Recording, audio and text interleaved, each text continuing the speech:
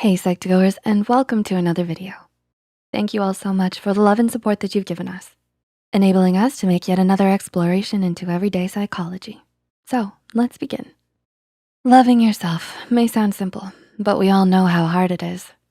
Sometimes it can be a roller coaster ride between being happy with yourself and wishing you could change. There are so many things that affect your image of yourself, and some of them may not be good. Things such as the media set false expectations and ideals. It can be a long journey to accepting this, but it's worth it. We made this video to remind you that you should never give up on loving yourself because you deserve it and you're worth it. So here are 12 things that do not determine your self-worth. Number 1, your achievements. Can you relate to loving yourself so much when something goes well, but the second something goes wrong, your self-worth immediately takes a plunge? Whether it's your grades, your job, or a sport, it's easy to base your self-worth on what you accomplish. But how much you're worth does not depend on your achievements, especially when it comes to competitions. You can't control your competitors, so you don't need to blame yourself when things don't go your way. You are more than just a bullet point list of all of your accomplishments. You're a complex person with a personality, hobbies, and so much more than your achievements. And it all makes you worth it. Number 2, your income and job. Are you second guessing your career? Do you often think of switching your job?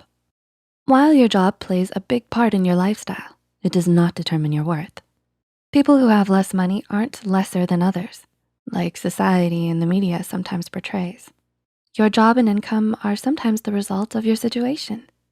There are so many factors that influence them, like location, the economy, and competition. So they aren't really a reflection of who you are. Number 3, your childhood. Do you avoid thinking about your childhood? Do the memories make you uncomfortable? Your childhood may shape a lot of things about you, but it does not determine your worth. It's a phase well on its way out, and you mustn't let it overwhelm you. Your rough childhood does not define who you are. After all, you have no control over who your parents are, and you're not responsible for their choices. It may take some time to accept this, but your past does not define you. Number 4, your level of education. Much like your income, your level of education is also the result of so many factors. One of the biggest factors when it comes to deciding whether to go to college and where is how much money your family has. You can't change how much money your family has or the location of the schools you wanna go to. Therefore, you don't need to feel bad if you don't have a higher level of education. It doesn't mean you're less intelligent or worth less than those who do. Number 5, how other people view and treat you. Do you constantly stress about how others see you? Are you constantly trying to live up to their standards? Other people have no way of knowing who you truly are. While family and friends may have a good idea of it, only you fully know yourself. Knowing this, your self-worth isn't based upon others' limited and sometimes biased opinions of you. You cannot control what other people think, nor how they act. Similarly, don't base your value upon something completely up to others. Trying to please others will ultimately lead you to being miserable. So try not to stress yourself out with other people's opinions, even if it is difficult. Number 6, other people's achievements. Do you compare your achievements to other people's? It's okay because everyone does that occasionally. It's so easy to look at what you've done and compare it to someone else's achievements, especially when the internet gives you access to everyone's amazing lives. It may be hard to internalize, but what other people do doesn't define you. You can't control others, so the only thing you can do is try your best. Regardless of the result, trying your best is enough. After all, everyone is different with varying skill sets and experiences, so it's no use comparing two completely unique people. Number 7, your appearance. Are you unhappy with some physical feature of yours? Is there anything you wish you could change about your appearance? Chances are the answer is yes. Almost everyone wants what someone else has, which is the sad truth, especially living in today's society.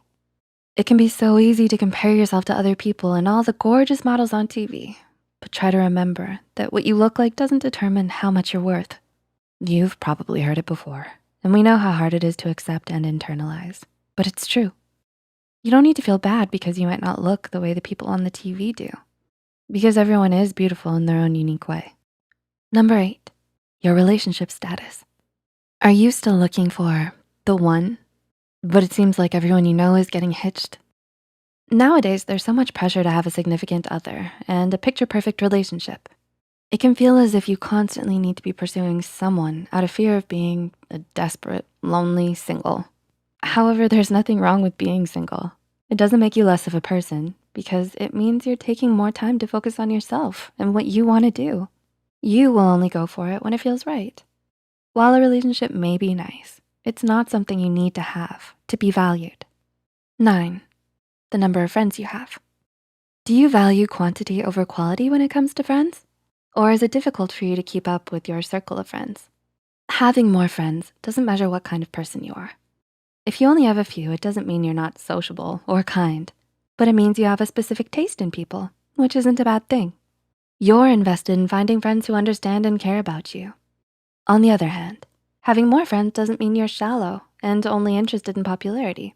It means that you're friendly and open to new people. The number of friends you have doesn't say anything about your self-worth. Rather, it's the quality of your friends that really matters. 10, your social media status. Are you an avid scroller?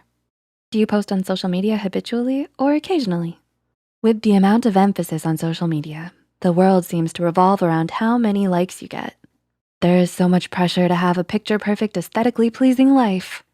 However, your worth is not measured by how many people like your posts.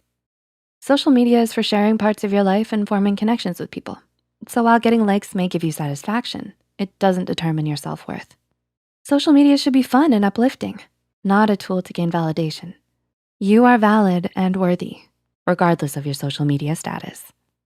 Number 11, your age. Both old and young people are often judged due to their age. People may think all young people are reckless and selfish, while all older people have their whole lives figured out. But your age doesn't control your personality, hobbies, likes, dislikes, and so much more. It's not a reflection of who you are, so it doesn't determine your worth. After all, age ain't nothing but a number, right? Number 12, your decision to have children. There's a lot of societal pressure to have children in order to contribute to society. But having children is completely your own decision. Not having children doesn't make you less worthy than others who do, because it's a major decision that affects you most of all. So it should be up to you.